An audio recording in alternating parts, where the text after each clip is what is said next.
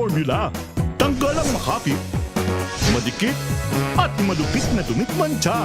Kaya easy-easy ang labada. Mula noon hanggang ngayon. All you need is pride. All you need is pride. ACS. MX3, dito ko believe.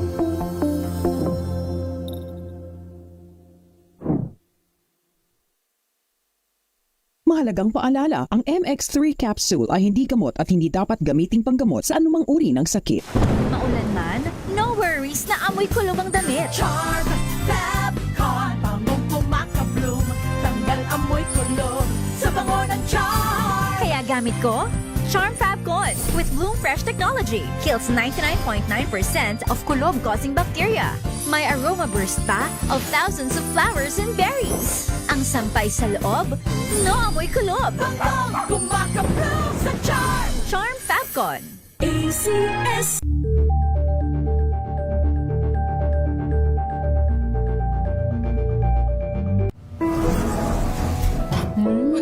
Amoy forever. Amoy LQ. Amoy New Calad Berry Blooms. Amoy kalat, amoy good vibes.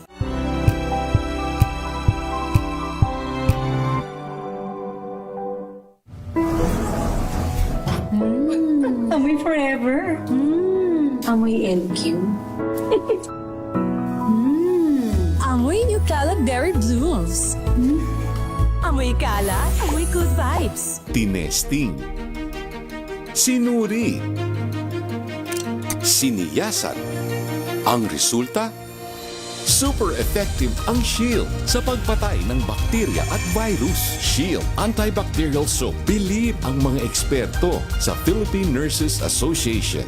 At si Mami, Tiwala ako sa Shield. Shield Antibacterial Soap. Napatunayang mabisa. Ang mga nurse, tiwala. ACS. Amoy forever. Amoy LQ. Amoy New Calad Berry Blooms. Amoy kalat, amoy good vibes. Indoor activities para sa mga 1-year-old babies. Alamin, This portion is brought to you by ACS Manufacturing Corporation, ISO certified, maker of world-class quality Pride detergent. ang unang taon ni baby ay ang tamang panahon para simulan mo na siyang turuan sa mga tunog o sounds sa tulong ng kanyang laruang rattles, drums, spoons, pots at pans. Bukod pa riyan, pwede rin kayong bumuo ng playhouse mula sa cardboard box. Pasok din sa mga learning activity na pwedeng ipasubok kay baby ay ang paglalaro ng water and sand at turuan siyang mag-dig, pour and scoop nito. Sa paraan daw na ito ay nade-develop ng isang bata ang kanyang fine motor skills at hindi mawawala ang unti-unting pagtuturo sa kanya kung paano ang pagbibilang gamit ang kanyang mga daliri, sa kamay at sa paa. This portion is brought to you by ACS Manufacturing Corporation, ISO certified, maker of world-class quality Pride detergent.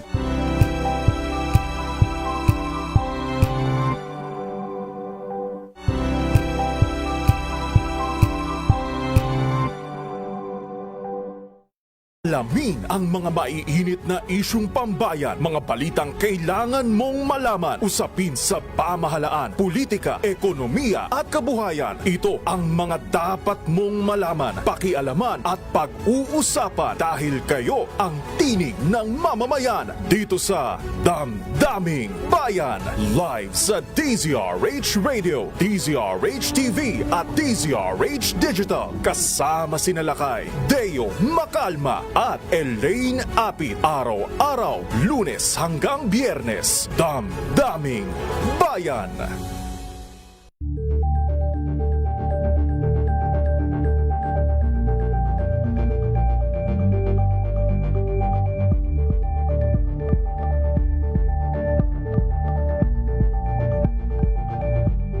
Ito ay bunsod ng naitalang 17 individual na ang kanilang naaresto. Metro Manila Development Authority o MMDA ang No Contact Apprehension Policy o NCAP sa Metro Manila. Sa ang ilang mga dokumento ay peke.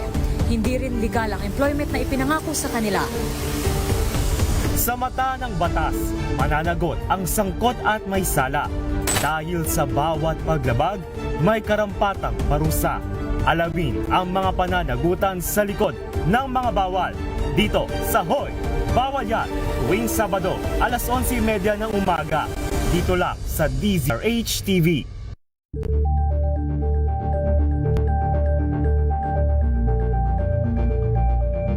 We've got you covered. From the hottest hits, exclusive interviews, kilig to the bones fan meet experience, and hataw performances of your favorite stars. Saturdays, 12 noon, dito lang sa DZRH TV.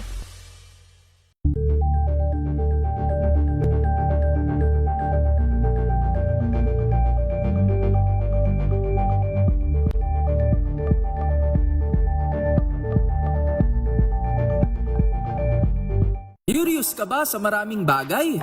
Kami na ang bahala dyan. Aalamin, tutuklasin at bibigyang linaw namin ang mga katanungang bumabagabag sa inyong isipan. Sa programa kung saan ang bawat sagot ay galing lamang sa mga eksperto. Ang Expert's Opinion, tuwing linggo alas 3 ng hapon, dito lang sa DZRH TV.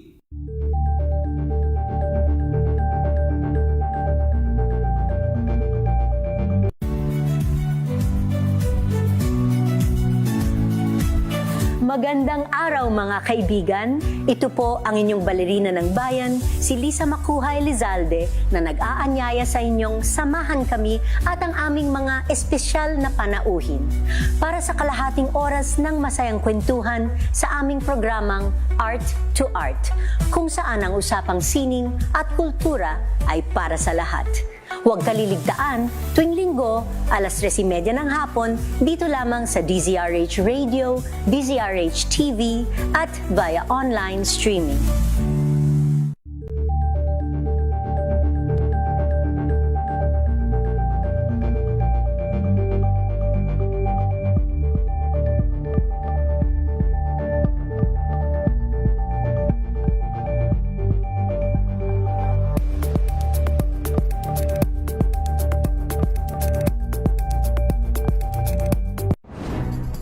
Good vibes ang hanap mo?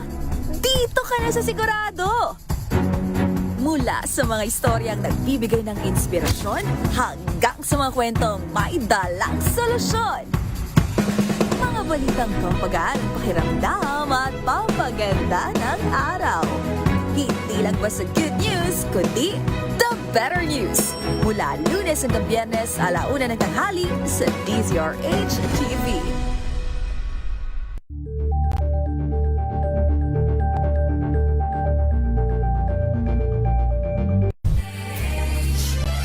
DZRH, a proud member of MBC Media Group. Mga kababayan, ang oras, 12 minutos makalipas ang alas 4 ng hapon. Uy! Nakapag-break ka na ba? Nakapag-relax ka na ba? Saan ka man nagtatrabaho, mapa-opisina man o work from home o mula mismo sa pwesto, sasabayan namin ang break time mo. Sasabayan namin ng mga balita at komentaryo, mga panayam ng mga taong viral ngayon. DZRH Break Time! Ngayon ay bisperas ng araw ng sweldo, kaya sa lahat ng mga nag-aabang ng kanilang sisweldohin ngayong buwan, kapit lang. Maibabudget nyo rin yan. Tayo ay nasa ika-29 na araw na sa buwan ng Enero ngayong 2026. Ang bilis daw. Sabi yung iba natatagalan sila sa paglipas ng Enero, pero yung iba naman nabibilisan. Nonetheless, talagang mairaraos naman natin lahat kung ano man ang ating pinagdaraanan, whether good or bad man yan. At makakasama niyo po sa isang edisyon ng Break Time. Ako po, si Thea Pecho Corpuz. At Ray Sibayan, sa ngalan po nila kay Mayor Deo Macalma para pa rin po sa DZRH. Una sa Pilipinas. Una sa Pilipino. At narito na ang headlines ng ating mga nagbabagang balita. Pagkalat ng Peking medical information ni Pangulong BBM, iniimbestigahan ng National Bureau of Investigation. Ang gulong destabilisasyon, sinisilip. Plano namang BBM resign motorcade sa Sabado, January 31, bantay sarado ng NCRPO. Korte Suprema pinagtibay ang desisyong unconstitutional ang impeachment complaint laban kay Vice President Sara Duterte. Pangulong BBM, alam ang nakabimbin na 2 impeachment complaint laban sa kanya. Balik public engagement sa susunod na linggo ayon sa palasyo. Senator Amy Marcos target palitan bilang chairperson ng Senate Committee on Foreign Relations. Dating Congressman Zaldi Ko natuntun sa bansang Sweden. Foreign passport ni Ko. Target daw pong mapa-red flag para hindi makalabas ng Europa. Improvised RPG na ginamit sa pag-ambush kay Sharik Agwak Mayor Ahmad Ampatuan isinurrender ng pamilya ng mga sospek. 6 na pulis Maynila at hepe ng Malati Police sinibak matapos masangkot sa pang-hold up ang mga parak. Pasahero may bitbit na cocaine na halagang 43 milyong piso na sabat sa NAIA Terminal 3 kulong. Report na may mga Pinoy mercenary na umunay namatay habang naipaglaban para sa Russia laban sa Ukraine, inaalam ng OWA. RH Break Time! Yan ang ating mga headlines. Narito na ang detalye ng ating mga balita. Iniimbestigahan na ng National Bureau of Investigation ang Peking medical report ni Pangulong BBM na nagkalat sa social media. Ayon kay NBI spokesperson Palmer Malyari, nakikipag-ugnayan na ang kanilang mga ahente sa St. Luke's Medical Center kung saan dinala ang punong ehekutibo. Kabilang umano sa sinisilip nila kung paano kumalat online ang medical test results na tinawag ng Palasyong Peke at posibleng parte ng destabilization effort. Ipinag-utos niya ni NBI Acting Director Lito Magno ang investigasyon. Hindi pa man sinasabi ng Malacanang na ipasisilip nila ito sa ahensya. Narito si spokesperson Malyari. Well, I understand that there was a statement coming from Yusek Claire Castro that they will be referring the case to the NBI. Pero bago pa po magkaroon ng declaration si Yusek Castro, kaninang madaling araw na nagtawag na po ang ating director ng mga agents to step up on this investigation. In fact, we already dispatched agents in order to coordinate with the St. Luke's Hospital para makuha yung kanilang official na statement on the matter. And part of the investigation will also have to be done for the purpose of knowing kung paano nag-circulate at kung totoong ang circulation ng medical certificate na to was done also for the purposes of tampering it or whatsoever. Una na ring pinalagaan ng St. Luke's Medical Center ang Anilay Peking medical report at iginiit na istrikto nilang sinusunod ang patient confidentiality at data privacy. Samantala, nararapat lang umanong imbestigahan ng NBI ang pagkalat ng maling impormasyon hinggil sa kalagayan ng kalusugan ni Pangulong BBM. Sa isang press briefing sa Malacanang, muling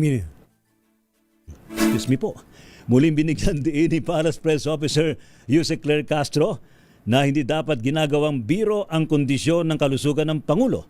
Kaya naman inasa ng palasyo na kikilos ang NBI para matukoy naman ang pinagmulan ng Peking medical document at kung sino ang nasa likod ng pagpapakalat nito. Ayon po kay Yusek Castro, walang direktang utos sa NBI, subalit kumpiyansa naman ang Malacanang na agaran itong aksyonan ng NBI. Dapat lang tingnan ito dahil hindi na po biro ang biruin ang kondisyon kalusugan ng Pangulo. Kaya po ang NBI, alam po natin na mabilis umaksyon ng NBI para maimbestigahan kung sino po ang nasa likod nito. Samantala, kinondena ni House Deputy Speaker Paulo Ortega ang kumakalat na peking medical test results ni Pangulong Bongbong Marcos na pinabulaanan na mismo ng St. Luke's Medical Center. Giit ni Ortega, patunay ito na talamak ang disinformation laban sa Pangulo na sinusuportahan umano ng peking dokumento para linlangin ang publiko. Wala na umanong dapat pang linawin sa issue dahil St. Luke's na mismo ang nagkumpirma na peke ang dokumentong kumakalat online. Nagbabala naman si Ortega laban sa panawagang isa publiko ang pribadong medical information ng Pangulo dahil ang patient confidentiality at data privacy ay protektado ng batas. Samantala naman nakadagdang mag-deploy ang Philippine National Police ng kanilang mga tauhan para tiyakin ng kapayapaan sa kasadong motorcade sa EDSA para naman sa panawagang BBM Resign sa Sabado, Enero at 31. Ayon po sa tagapagsalita ng PNP na si Police Brigadier General Randolph Tuanyo, kanilang nire-respetong karapatan ng publiko na maghayag ng kanilang saloobin. Subalit mayroon pong paalala ang PNP na dapat pa rin may pag-ugnayan ng mga organizers sa mga kaukulang ahensya ng pamahalaan para matiyak daw po ang maayos na daloy ng trapiko sa naturang araw.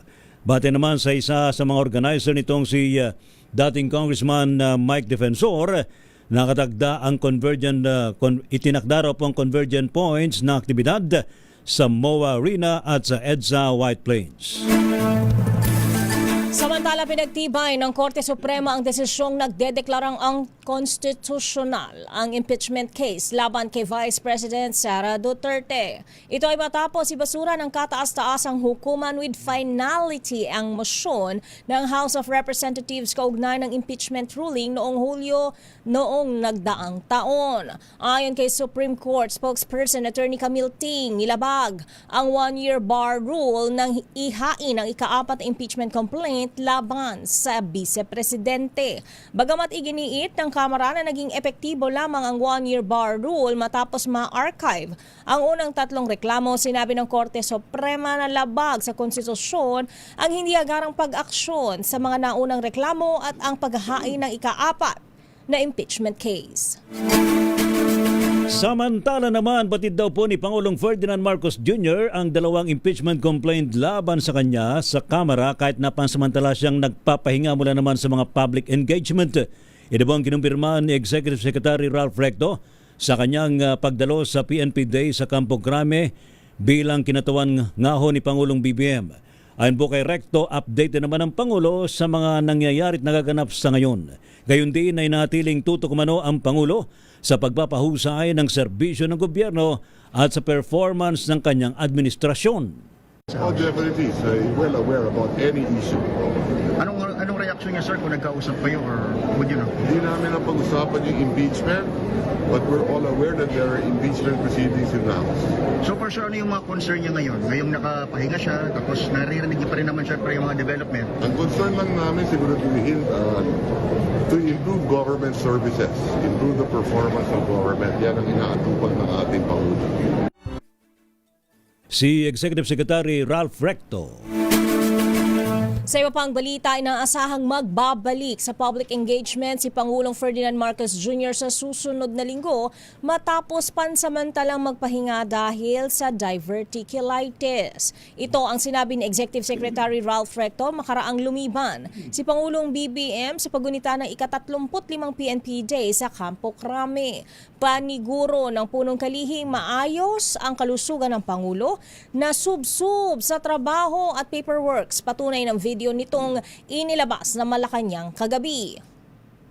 Ayos naman ang Presidente, palagay ko napanood naman ninyo yung video at maraming trabaho ngayon yun, especially sa paperwork.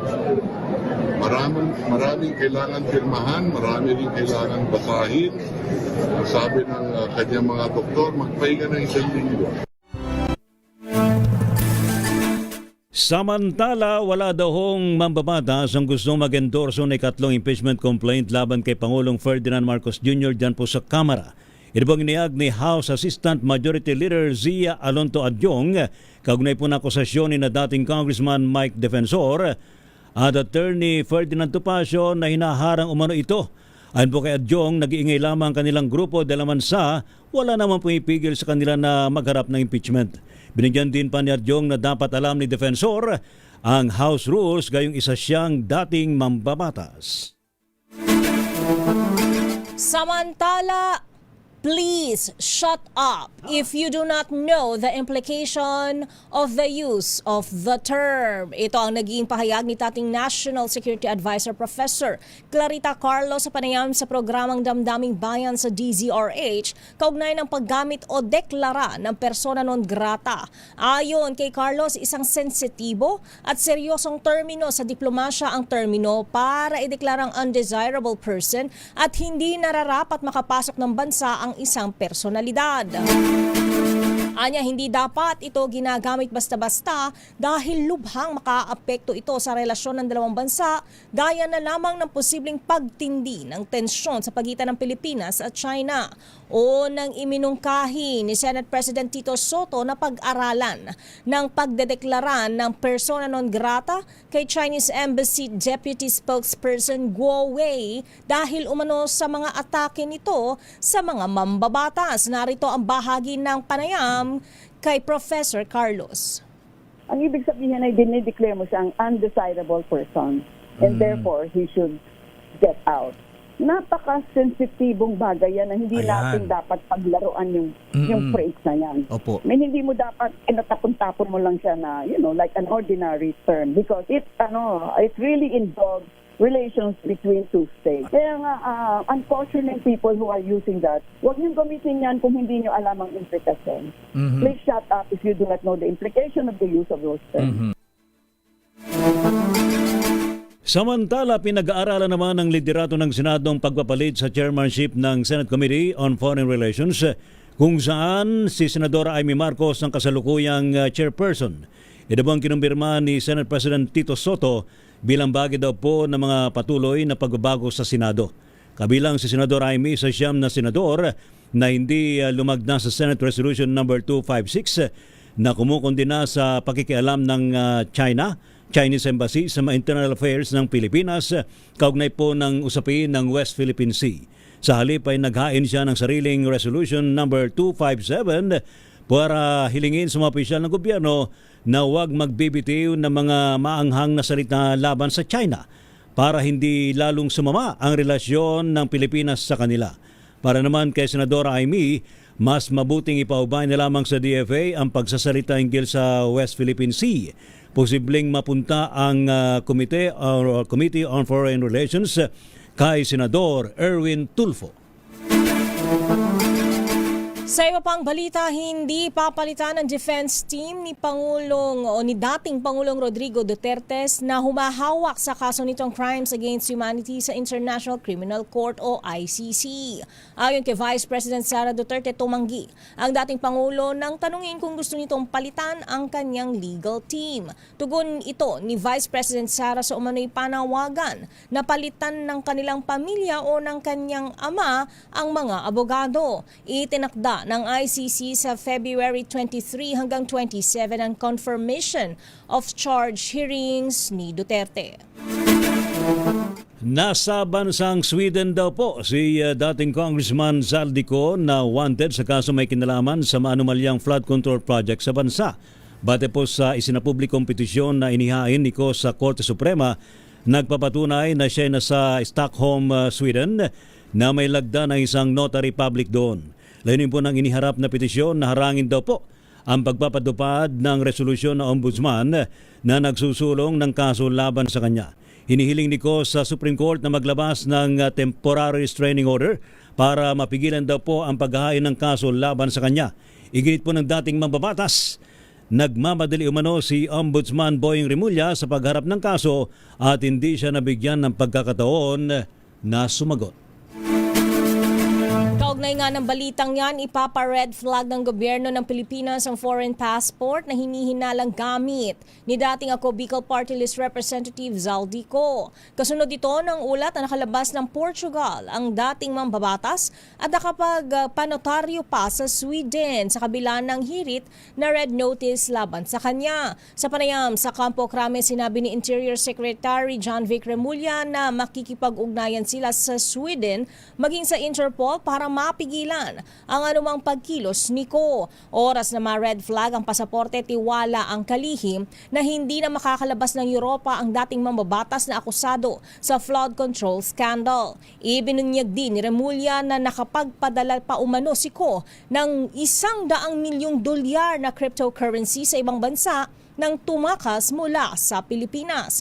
Narito ang bahagi ng pahayag ni John Vic Remulla. Pag lalabas siya ng Europe ngayon, i-red flag talaga eh. Di ba na yun, nakita niyo yung igit? Di ba marami, buong mundo naka-igit na eh. So kung dadaan siya ng gano'n, mapa-flag ka agad talaga siya. So sir, yung ganong kapangyarihan na passport, ano lang yung limit ng galaw nun? Pwedeng ma-access? Very limited yan. Sa Europe kasi wala silang borders eh, di ba? So, very limited. Hindi siya makaka-check-in sa mga hotel kasi yung mga credit cards rito frozen yan. Maliban, kung alam namin, mga $100 million ang dinala niya abroad via crypto eh. Samantala naman, nanindigan po ang Office of the Ombudsman na hindi ito magpapadala sa delaying tactics ni dating Congressman Zaldico para malihis ang investigasyon laban sa kanya. Ito po tugon na Ombudsman kasunod po ng iniharap na petisyon ni Ko sa Supreme Court. Sa kanyang petisyon, hiniling ni Ko ang paglalabas ng TRO at ng tinatawag na writ of preliminary injunction para daw mapigilan ang pagpapatupad ng resolusyon ng Ombudsman na siya'y kasuhan kaugnay ng flood control anomaly. Iginit po ng kampo ni Ko na minadali daw ng Ombudsman ang pagharap ng kaso at nilabag ang kanyang karapatan sa due process. Babalikan pa natin ang pagdetalye ng ating nagbabagang balita. Improvised RPG na ginamit sa pag-ambush kay Sherik Agwak Mayor Ahmad Ampatuan isinurrender ng pamilya ng mga sospek. Ani na Pulis Maynila at Hepe ng Malati Police sinibak matapos masangkot sa pang-hold up ang mga parak. At report na may mga Pinoy mercenary na namatay habang nakikipaglaban sa Ukraine, inaalam ng OWA. Babalikan pa natin ang iba pang balitang yan matapos ang ilang paalala. Ang oras 31 minuto makalipas ang alas 4 ng hapon. Ang oras na yan ay hatid sa inyo na. Amoy forever. Amoy LQ. Amoy New Cala Berry Blooms. Amoy Cala, amoy good vibes. Healthy Minute, hatid sa inyo ng MX3. Hi, this is Dr. Edwin Bien. Mahilig ka rin ba sa chicharon? Mahilig ka rin ba sa barbecue? Lalo na ba yung may taba-taba pa? At syempre, kapag sinigang, una mong kinakain yung parting may taba ng baboy? Ito siguro ang dahilan kung bakit marami ka nang nararamdaman. At kung magpapalaboratorio ka, napupuna mo siguro na tumataas na ang iyong kolesterol. Lampas na ba ng 200? Ang iyong LDL at triglyceride, nagtataasa na rin ba? No wonder, isa ito sa dahilan ng pag-akyat ng inyong blood pressure. Yung bang normal na 120/80, noong araw na lamang. Ngayon nandun na tayo sa 140/90 and above. Ingat ka ha, dahil madadagdagan ng napakarami at sunod-sunod na antihypertensive na yan. Of course, your doctor may also prescribe anti-cholesterol dyan. Syempre, ayaw naman natin na pangmatagalan or panghabang buhay ang mga gamutan na ito. Ang gagawin natin ay iingatan na ang ating mga kinakain. More of gulay at isda, at kapag nag-iedad na, nagbabawas na tayo sa matataba. And maaari nating isabay. Doon ba sa reseta ni Doc na kontra kolesterol, kontra blood pressure ang pag-inom ng mga natural supplements na nagtataglay? Yung bang alpha, beta at gamma mangosteen? I'm sure nadinig nyo na yon. Ang isang natural supplement gaya ng MX3 na hango sa balat ng mangustin or pericarp ay isang magandang choice para sa kalusugan na tumutulong to help lower down your LDL, to help lower down your triglycerides, and thereby to help maintain a balanced blood pressure. Ingatan nyo ang blood pressure nyo ha, mahirap magkasakit ng alta presyon. Muli, this is Dr. Edwin Bien. Let us all stay healthy. Healthy Minute, hatid sa inyo ng MX3. Amoy forever. Amoy LQ. Amoy New Caleb Berry Blooms. Amoy Kala, amoy good vibes. This portion is brought to you by ACS Manufacturing Corporation, ISO certified, maker of world-class quality Pride detergent. Sa isang konserbatibong bansa tulad ng Pilipinas, hindi maitatanggi na madalas pa ring mailap at tikom ang bibig ng maraming Pilipino pagdating sa usaping mental health.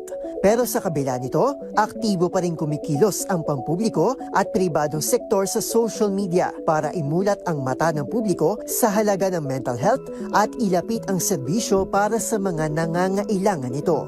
At isa nga sa kanilang inisyatiba, ang Mental Crisis Helplines, kung saan one click away na lang ang paghingi ng tulong. Bagay na mahalaga para kay Dr. Kurt Arcangel, isang psychologist. I've been part of the NCMH Crisis Hotline before.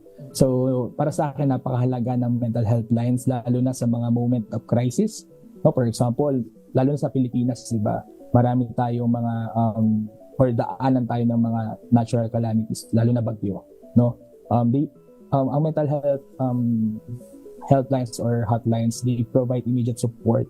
So sa mga taong walang ibang malapitan or makausap, lalo na sa oras ng pangangailangan, okay? These helplines are or can offer emotional and psychological first aid. Para kay Dr. Kurt, nagsisilbing tulay ang crisis hotlines para mabilis na maabot ng publiko ang psychological assistance na kinakailangan nila. Nagkakaroon din anya ito ng positive impact dahil nagsisilbi nila itong karamay sa gitna ng pag-iisa. A professional usually start by creating a safe and calming environment para sa caller. Yan ang number one na dapat tandaan na as a responder, no, syempre they listen actively, alright?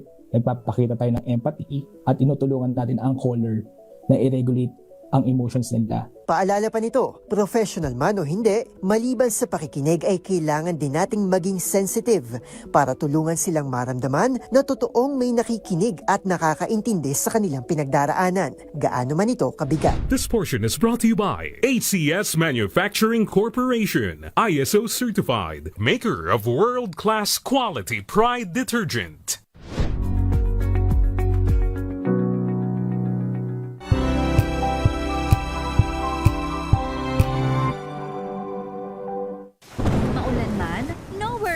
Amoy kulob ang damit. Charm, Fabcon, bangong kumaka-bloom, tanggal amoy kulob sa bango ng Charm. Kaya gamit ko, Charm Fabcon with Bloom Fresh technology. Kills 99.9% of kulob-causing bacteria. May aroma burst pa of thousands of flowers and berries. Ang sampay sa loob, no amoy kulob. Bangong kumaka-bloom sa Charm. Charm Fabcon. ACS.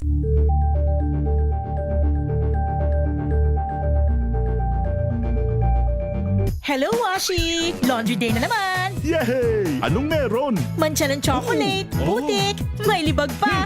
Kaya natin yan! With Pride Washing Machine Detergent, may triple stain-away formula. Tanggal ang makapit, madikit, at malupit na dumit mancha. Kaya easy-easy ang labada. Mula noon hanggang ngayon. All you need is pride. All you need is pride. ACS.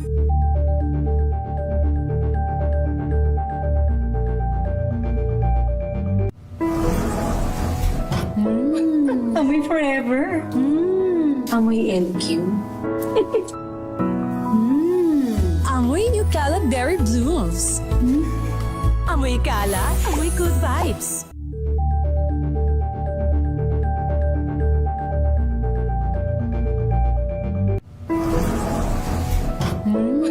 Amoy forever. Amoy LQ. Amoy New Caleb Berry Blooms. Amoy kalat, amoy good vibes.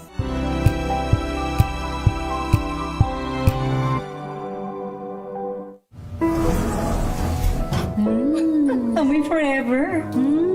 Amoy LQ. Amoy New Caleb Berry Blooms.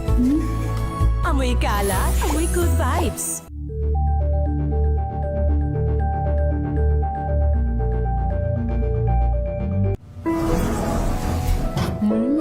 Amoy forever.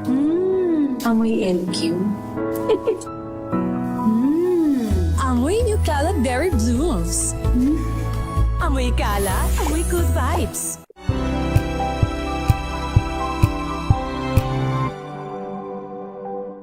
Abangan this Saturday. Hi, we're Grace Out, and you're watching Sing Zone on DZRH TV. Solid na tugtugan, bagong MV, Finding Phoebe at 2026 manifestations with Eunice, Jazz, EJ, and Tatsi. Uwi akong nakangiti. Alam kong may sasalubong sa akin at makikinig. Makwentong sa iba, di ko masabi. Alas 12 ng tanghali, dito lang sa DZRH TV.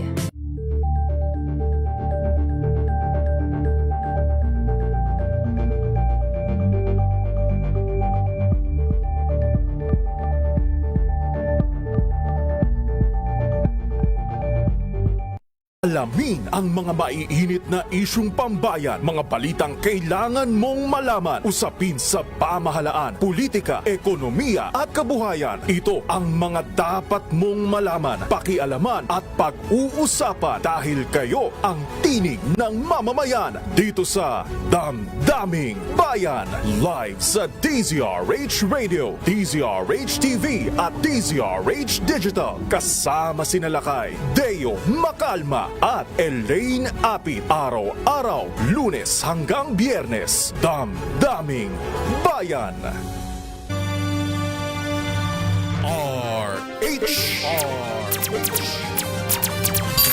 RH Break Time. Wala pa sa kapangyarihan ng Kamara ang perpetual disqualification to hold any public office o pagbabawal na kumandidato sa anumang posisyon ng gobyerno ang isang mambabata sakaling mapatalsik. Ito ang nilinaw ni 4Ps Representative JC Abalos, Chair ng House Committee on Ethics kaugnay ng ikalawang ethics complaint laban kay Cavite 4th District Representative Kiko Barzaga. Ayon kay Abalos, tanging expulsion o pagpapatalsik o suspensyon at kabilang ang reprimand and censure pa lamang ang posibleng kaharapin ng sino mang irereklamong mambabatas. Narito ang kanyang paliwanag. I think that is beyond the power of Congress kung pwede kami magkaroon ng perpetual disqualification. Wala po sa aming kapangyarihan yan dahil nakalagay naman po naka-enumerate po sa konstitusyon ng aming limits, which is expulsion, suspension, internal rules namin, meron kaming reprimand at censure. Samantala, wala pang reaksyon si Abalos sa planong hindi pagsipot ni Barzaga sa hearing na gagawin sa susunod na linggo kasabay ng kanyang pahayag na wala siyang pakialam kung mapatalsik man siya sa Kamara. Sa report naman mula sa Malacanang, DFA nagbabala sa posibleng mga implikasyon na panukalang ideklara bilang persona non grata ang Chinese diplomats. Ating alamin sa report ni RH14, Let Narciso Mislet. Rainy Steya, kinatigan ng Malacanang ang posisyon ng Department of Foreign Affairs na option of last resort ang pagdedeklara bilang persona non grata sa mga opisyal ng Chinese Embassy. Sa statement ng DFA na binasa ni Palace Press Officer Claire Castro sa press briefing, sinabing ang deklarasyon ng persona non grata ay isa sa pinakamalalang diplomatic action na maaaring ipataw laban sa dayuhang diplomatic personnel. Bagamat kasama daw ito sa maaaring gawin ng DFA, nagbabala ang ahensya sa posibleng mga implikasyon ito. Ayon sa DFA, kailangang pag-aralang mabuti ang ganitong hakbang nang may konsiderasyon sa mga interes ng bansa. Narito si Yusek Castro. It also carries tremendous implications moving forward, such as reciprocal action or other countermeasures in other areas, which is why it is It should not be made lightly and decided only with careful and clear thought and preparedness for how it will shape the Philippines' strategic interests moving forward. Tiniyak naman ng DFA na patuloy nitong isusulong ang diplomasya sa angkop at epektibong pamamaraan. Sila Narciso para sa DZRH, una sa Pilipinas, una sa Pilipino.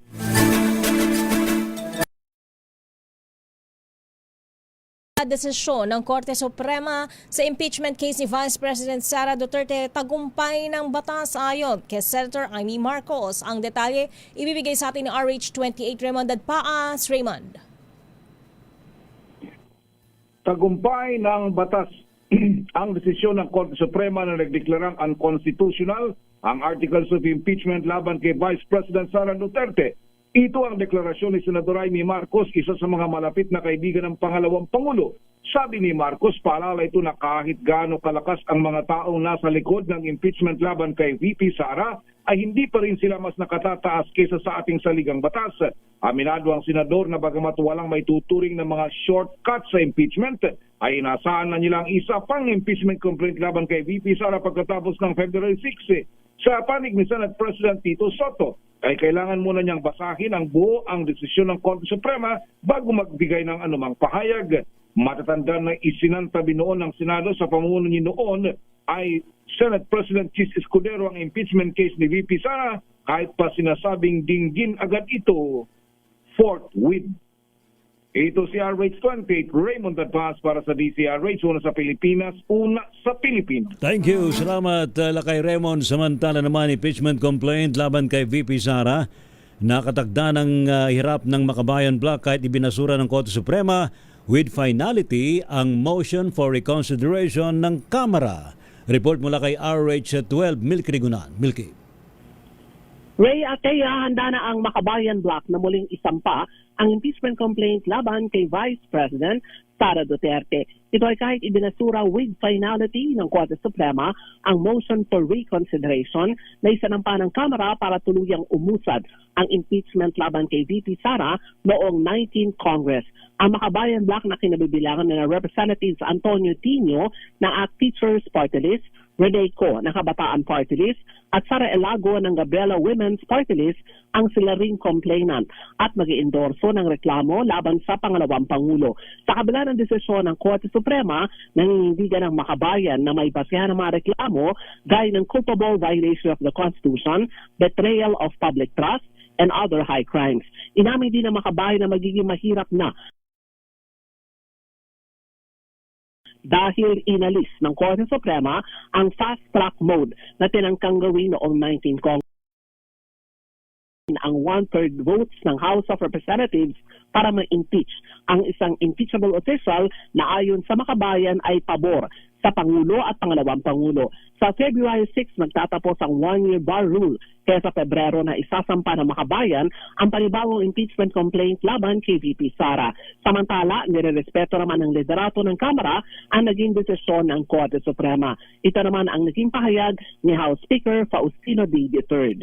Ako si Milky Rigunan, nagulat para sa DZRH, una sa Pilipinas, una sa Pilipino. Maraming salamat pa ng Milky. Samantala atong ang tinangka umunong aregluhin ang NAPOLCOM.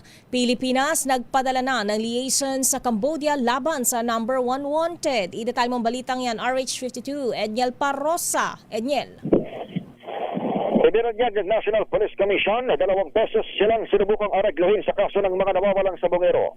Sa panayam ng Reporters Team sa Camp Crame, sinabi ni NAPOLCOM Vice Chairperson Rafael Calinisan, 2 beses kinontak na magkaiwalay na kampo ang isang malapit na tao sa kanya.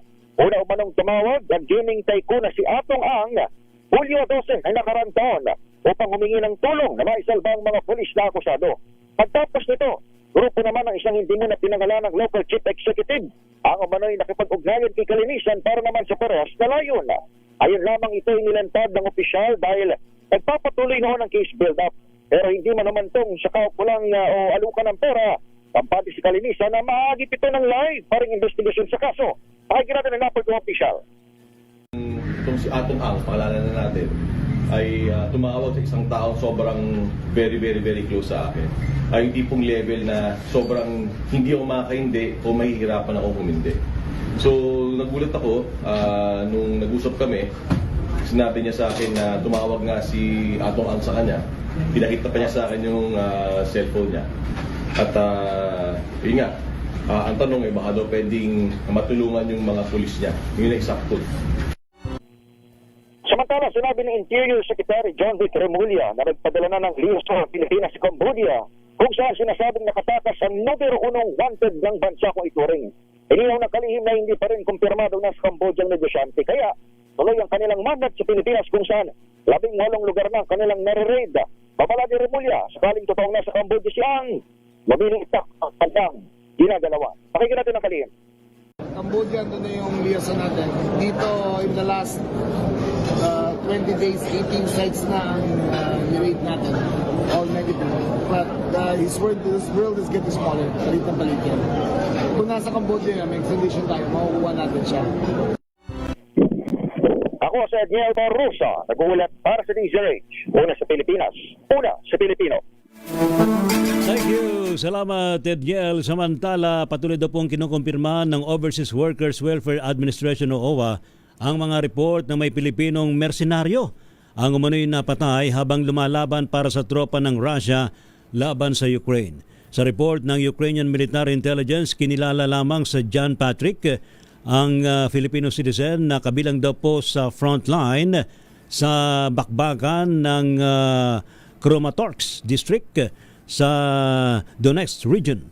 Nirekruto man ng Russia ang Pinoy at ipinadala sa assault mission sa rehiyon matapos lamang sumalang sa isang linggong training. Sinasabing iniwan na lamang umano siya ng mga kasamahang tropa ng Russia matapos na masugatan sa bakbakan hanggang sa doon na siya namatay. Bati naman sa international sources, kabilang daw po ang Kiev Post, bahagi daw po ang kaso ni John Patrick ng lumalawak na pattern ng umano'y pagre-recruit ng Russia ng mga foreign national at migrant workers sa pamagitan ng panlilinlang o pamimilit. Samantala, isang malaking banta umano ang issue ng online scam at transnational organized crime sa mga bansang nasa Southeast Asia. Ito ang naging agenda sa pag-uusap ni Department of Foreign Affairs Secretary Maria Teresa Lazaro at Thailand Minister Sihasak Phuangketkiao sa ASEAN Foreign Ministers Retreat sa Cebu. Isa umanong multi-billion transnational crime industry ang nasa likod ng online scam kung saan libo-libo ang nabibiktima mula sa Southeast Asia. Dagdag pa ang palitang pagpuslit o sapilitang pagpuslit sa mga biktima at pinagtatrabaho sa mga scam compound na nakararanas pa ng paglabag sa karapatang pantao. Samantala, nakatalakay rin ang dalawang opisyal ang issue hinggil sa krisis ng Myanmar at Cambodia-Thailand border issue.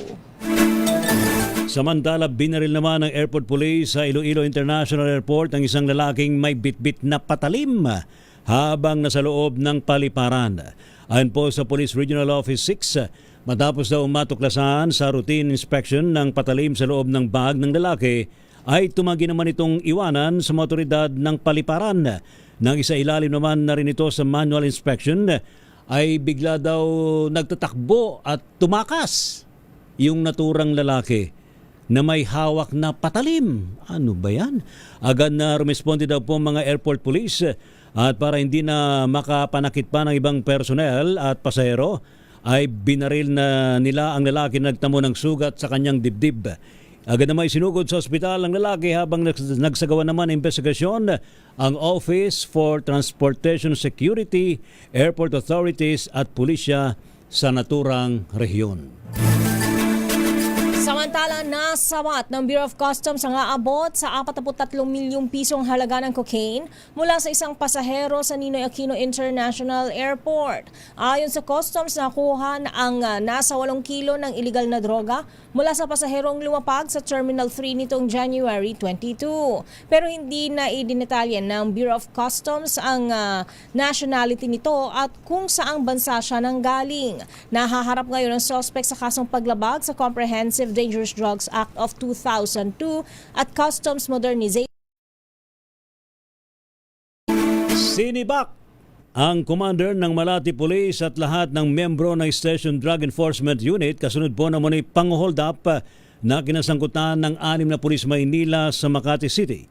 Sabi sa DZRH ni NCRPO Director Major General Anthony Aberin, sasailalim daw po ang mga ito sa malalimang investigasyon para matukoy daw po ang posibleng pananagutan.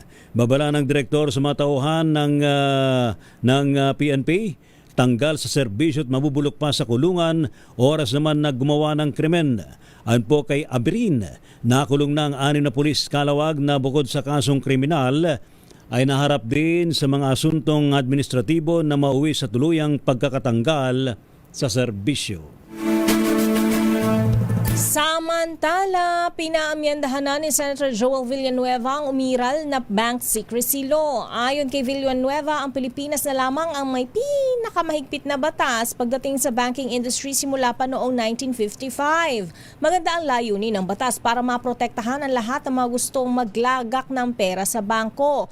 Pero paglipas ng panahon ay nagagamit na itong sangkalan ng mga iilan nating mga kababayan na sangkot sa iba't ibang katiwalian at pagpopondo sa operasyon ng iligal na droga. Sa naturang batas, hindi maaaring silipin ng BIR, AMLAC, Bangko Sentral ng Pilipinas, pati ng Kongreso ang kanilang mga bank account.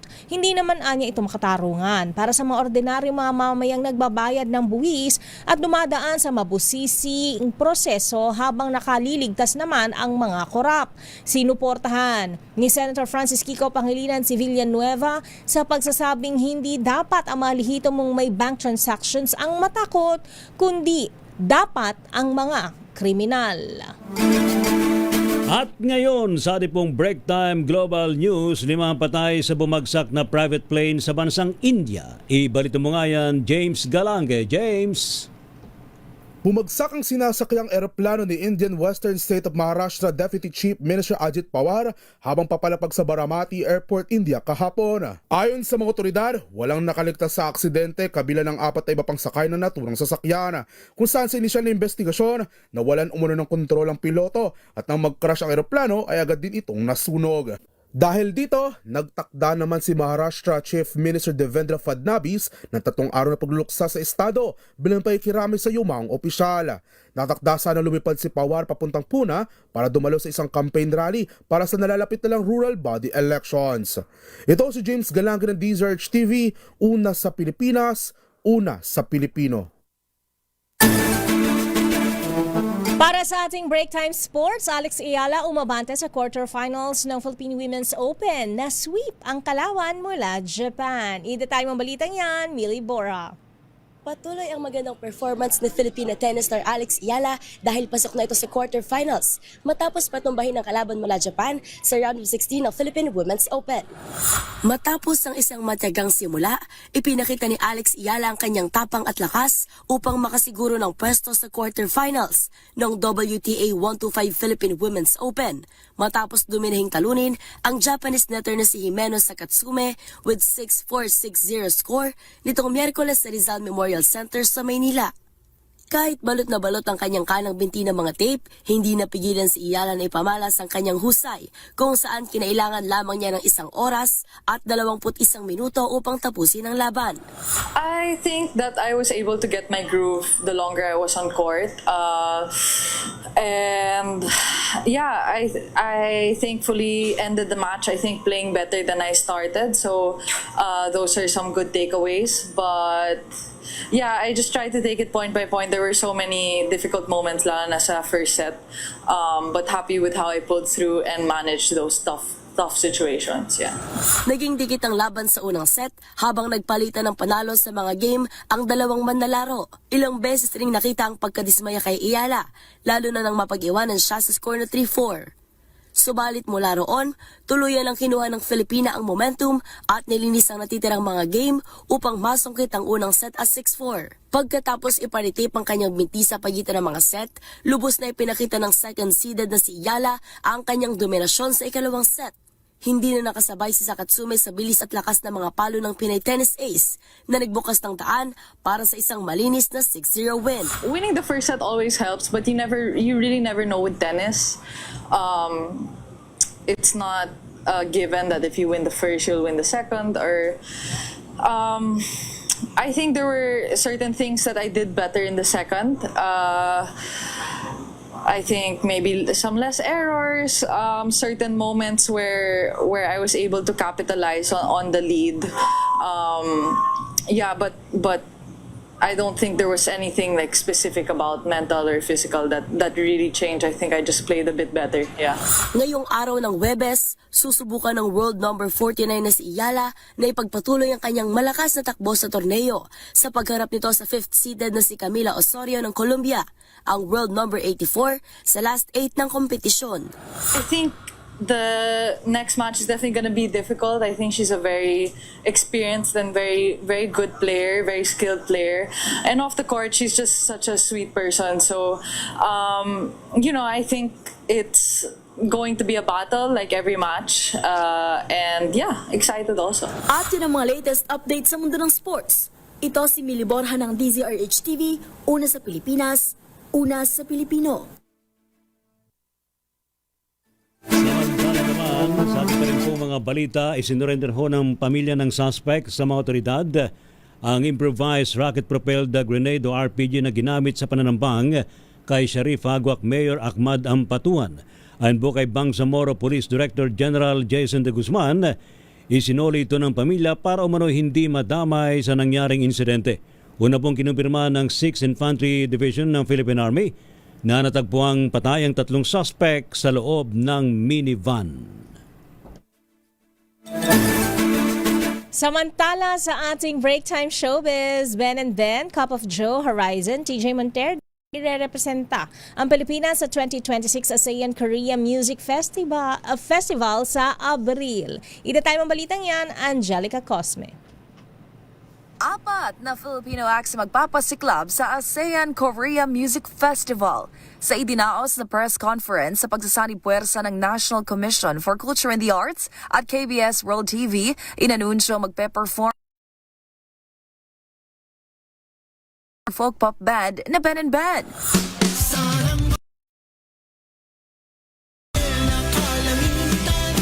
Multo hitmakers na Cup of Joe. Otorete sa iyo, hindi alam kung bakit ba ako nabighani sa iyo. Gayun din ang 7-member global pop group Horizon. Oh, meet you time. I'm lucky.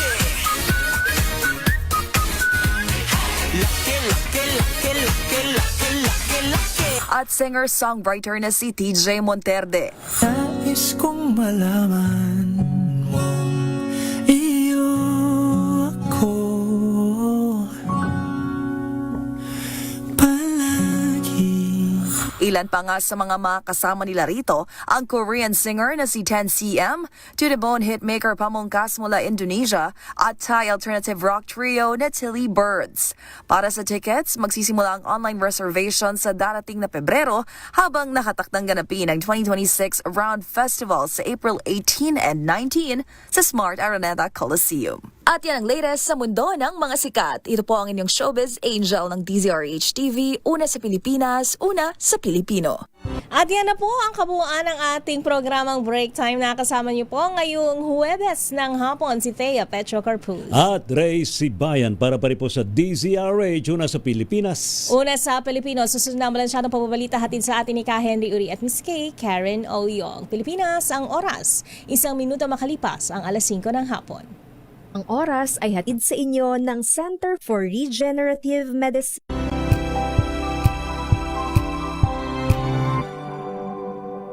Tinesting, sinuri, siniyasan. Ang resulta? Super effective ang Shield sa pagpatay ng bakterya at virus. Shield Antibacterial Soap.